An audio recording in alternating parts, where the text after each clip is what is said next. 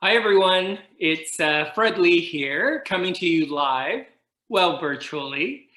I hope everyone is doing well, and it's great to be here to support First United. And I am delighted today to be joined by one of First United's most dedicated staff members. I think many of us know him very well. He's the shelter manager at First United. He's been there for a dozen years. I've had the opportunity of spending some time and sharing a meal with him at the charity golf tournament. While we can't do that this year, I am delighted that he has agreed to join us online. Please give a warm welcome to my dear friend, George Flatt. Hello, George. Hey, Fred. Yeah, thank you for having me here. Yeah, like Fred has said, I've worked for the church since I think I was 24, quite a young man, um, which has been almost 12 and a half years or something.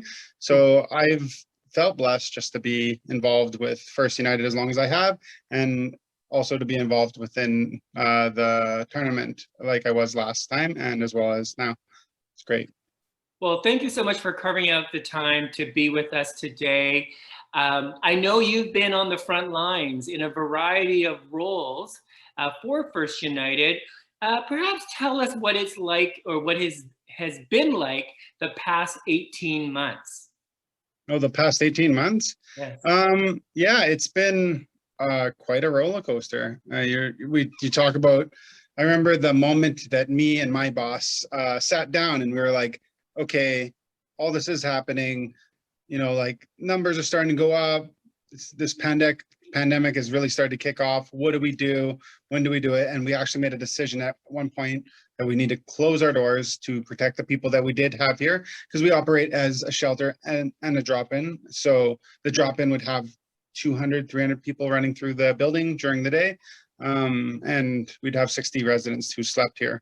So we had to make sure that we were protecting the people that were sleeping here. First and foremost, the shelter residents needed to be looked after. So we made that call. Moving forward, going through trials and tribulations and like just learning as we go, we created all kinds of precautions to keep everybody safe, including like temperature check readings. We created a space for people who were suspected to maybe have COVID or who were sick while we get them tested. And then, yeah, and going forward past that, we ended up doing quite well, and we didn't have any outbreaks here. We had a couple isolated incidents, but they had nothing to do with us really. And because we had the space to keep them removed, it wasn't an issue, which was really, really great. Well, we're incredibly grateful for you and your team and the incredible work that you've done over the past 18 months.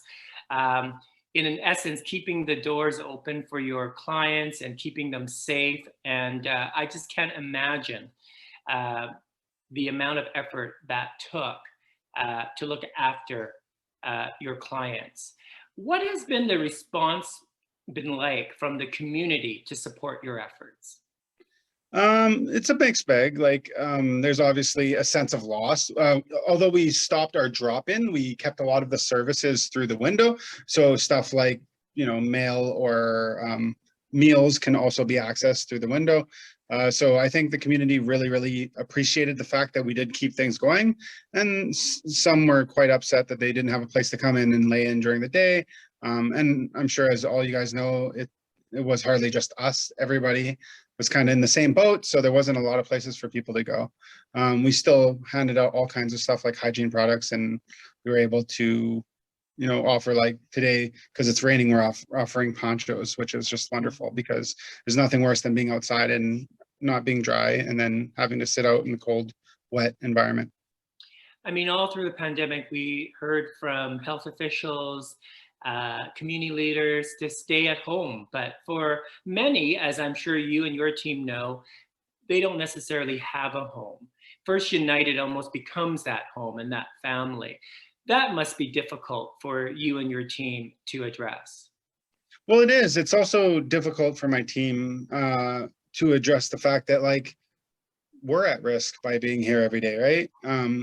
I remember having the talk with many of my staff who are just like, I have a family at home, or some of them are like, I live with my grandparents. And there was really a lot of concern of like, what could potentially happen to people. But I reassured them that like the downtown east side community actually doesn't ever leave the downtown east side. So the biggest risk to them was us. And so, yeah, and that's just what it was. Well, one of the things I have learned over the many years that I have volunteered and been part of First United is how resilient the organization is, and the community of support that continues to be there to support you and your efforts and the organization. What makes First United so special? Yeah, I mean, I feel very blessed. I started here at the infancy of the shelter program starting, and they had done like some social service work during the day, but actually being able to come here at like sort of like ground zero, I was able to like grow with the organization and watch the much like a child or a person, watch them grow up and watch them expand and learn and make mistakes. And yeah, I think what makes First United special is the fact that we're a one-stop shop, right? You come here, you can get everything, right? You can come in for a meal, or for just to lay down, or to get your mail sent here, or to get hygiene products, take a shower, watch a movie, do karaoke, speak to an advocate if you're worried about your housing, or apply for our social housing. I don't know of any other organization that quite does it as well as us, as far as the larger picture in one, at least in one building, right? Well, I applaud you and I commend you and your team for the resilience that you have demonstrated and the great work that you continue to provide. What do you think would happen if First United didn't exist? Wow, if First United didn't exist, I think there would be a great loss in the downtown east side. Like I said before, where would people go get their mail or their next meal? Right. Where would they get their taxes done? Where would they go for a nap during the day when it's cold outside? Or where would they go when they had a housing issue, right? Like I think there would be a huge, immense loss, and I really think that like we don't always understand how big that loss will be until it does happen, right? Absolutely. We often take a lot of things for granted, and you just, shared a very short list of a lot of things that would probably not be accessible if it wasn't for First United. So I think that is why we need to continue to support you, George, and the work that you do in the organization. And this upcoming golf tournament is one way, but obviously for everyone who is joining us today, you can support First United by going to firstunited.ca/donate and make a difference. And we have just learned today of the difference that First United is making in the lives of many in the downtown east side because of the generosity displayed. George and I have seen that firsthand. George, what would you say to folks who are watching right now in terms of how they can support First United? Open them wallets. No. I think I mean, obviously donations are huge, and just being able to support financially some of the programs we do goes a long way. I think also, like in your own personal lives, if you see somebody on the street who may be hurting, maybe just listening to them, or having a quick conversation. Quite often people don't realize, like, most of the time people just want to be heard, right? And there's not always somewhere for people to be heard, and that's one of the things that we do here, right? We'll listen to people even if they don't make a lot of sense, but because they'll feel better about it in the long run. I'm sure there are many that are thankful for you, George, and I know we've shared this before. The city needs more Georges. We need more of you, my friend. And you're right, let's open our hearts, open our wallets.